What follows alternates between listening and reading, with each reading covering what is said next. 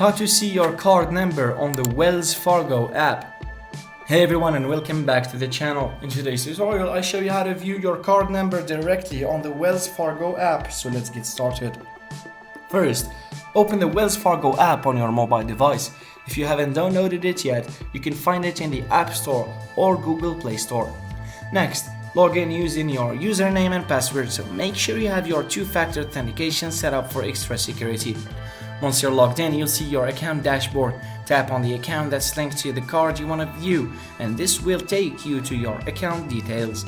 In the account details, look for the card management section. Here, you'll find options related to your card. Tap on View Card Number to display your card number securely. Remember, for security purposes, your card number will only be displayed for a limited time. Make sure to write it down or take a screenshot if needed, but keep it safe. And that's it. You now know how to use your card number on the Wells Fargo app.